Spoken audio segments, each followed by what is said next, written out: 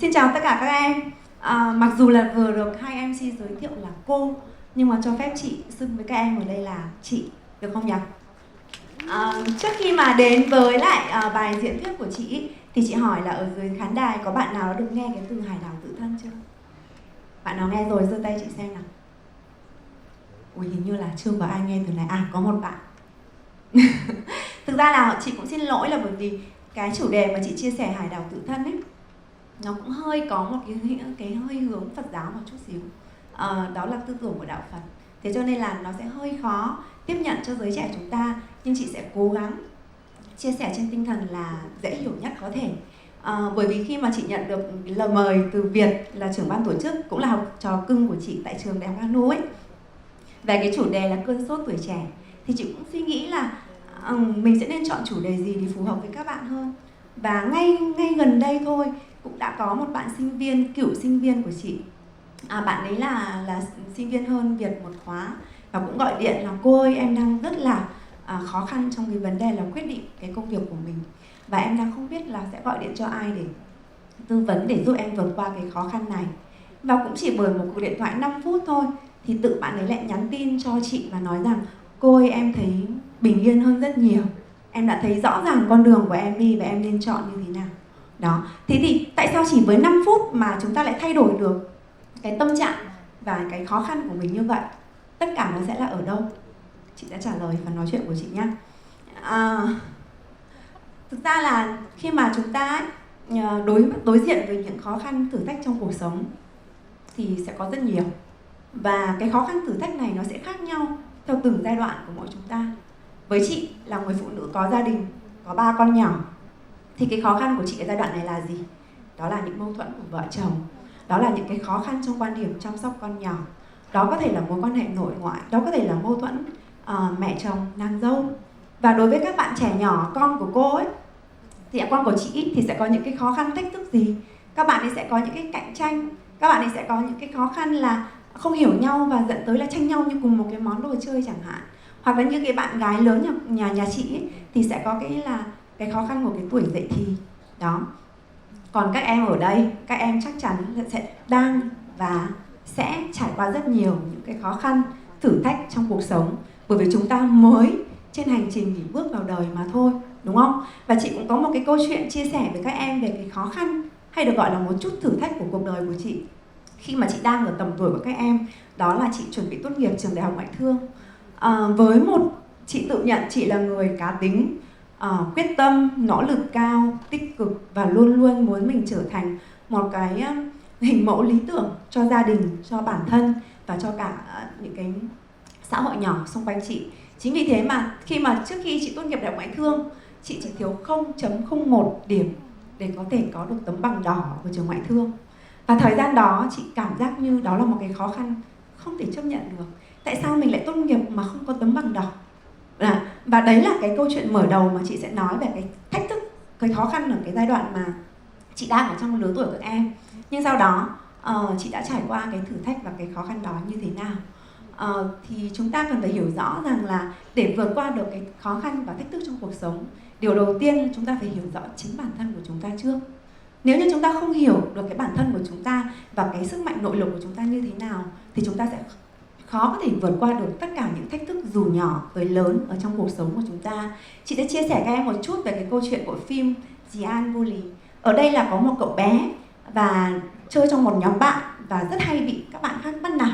Và chính cậu bé này cũng đã bị nhóm bạn ruồng bỏ.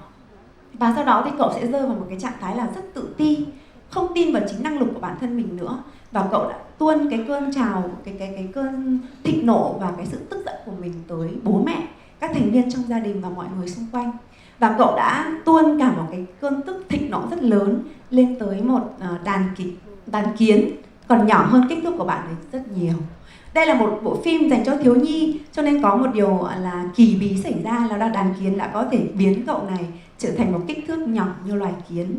Sau khi trở thành một kích thước nhỏ như loài kiến, và cậu ấy đã phải học cái cách sinh sống cùng loài kiến, là một loài siêu nhỏ ở trên thế giới này, và phải trải qua một cuộc sống khó khăn và với nhiều những thế lực thù địch khác.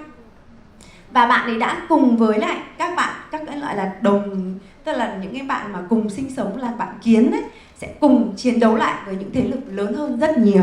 Và bạn ấy hiểu rằng khi với một cái thân hình nhỏ bé như loài kiến, nhưng chỉ cần biết sức mạnh nội lực của mình ở đâu, mình tự tin vào bản thân mình như thế nào và mình tin rằng những điều mình làm sẽ thành công, thì sẽ có thể vượt qua mọi khó khăn. Vì thế khi bạn ấy trở về với kích thước của loài người, bạn ấy hiểu rằng là những gì mà lâu nay các bạn đang đổ cho mình, đang cho rằng mình là người nhỏ bé, nhưng chỉ cần tin vào chính bản thân mình, bạn ấy sẽ biết cách vượt qua và bạn ấy đã xử lý được, cũng như là có cách để mà chơi được với các bạn trong nhóm của mình.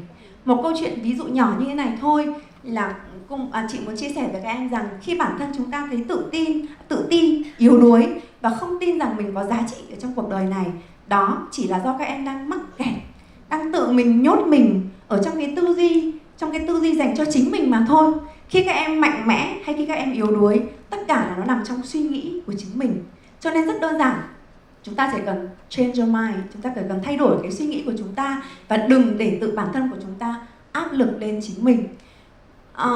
Đã bao giờ các em sẽ tự hỏi mình rằng là bởi vì chúng ta trượt một cái kỳ thi này, chúng ta không đạt điểm cao ở một kỳ thi này, hay là đấy là có nghĩa là chúng ta đã kết thúc cái sự thành công của chúng ta, hay chúng ta không đạt được những cái nguyện vọng?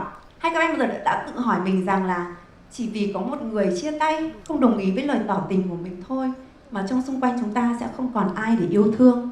Không, đúng không? Chúng ta còn có gia đình, còn bố mẹ, còn anh chị em cũng đang yêu thương và ở bên cạnh chúng ta rất nhiều. Nên chúng ta phải luôn biết vượt ra để suy nghĩ, thoát khỏi những cái mà tự chúng ta đang dồn nén lên chính chúng ta. Các em hãy nghĩ rằng nếu như các em thấy rằng cuộc đời này có lúc nào đó trở nên không ý nghĩa và trở nên không có giá trị, thì chỉ cần nghĩ rằng sẽ có những người đang nằm ở trong bệnh viện, họ chỉ mong có được một hơi thở khỏe mạnh như các em bây giờ. Đó là mong ước và đó là cái nghị lực sống của họ. Chính chị đang đứng ở đây chia sẻ với các em cách đây 5 tháng, chị đã từng trải qua cảm giác đó. Tức là gần như là không thể thở nổi khi nằm trong viện. Bởi vì chị đã trải qua một cái ca cấp cứu mà gần như được gọi là liên quan đến sinh mạng của chị luôn. Thì lúc đó chị hiểu rất rõ là đơn giản thật, cuộc sống này chỉ cần thở khỏe mạnh thôi, nó đã vô cùng ý nghĩa và giá trị như thế nào rồi. Cho nên những khó khăn, những thách thức mà chúng ta đang gặp phải hoặc sẽ gặp phải, đó chỉ là những trở ngại. Và chỉ cần chúng ta thay đổi cách nhìn, nhận và suy nghĩ, chúng ta sẽ vượt qua một cách đơn giản bằng chính nội lực của chính chúng ta. Và chị sẽ giới thiệu với các em đó là cái khái niệm của hải đảo tự thân.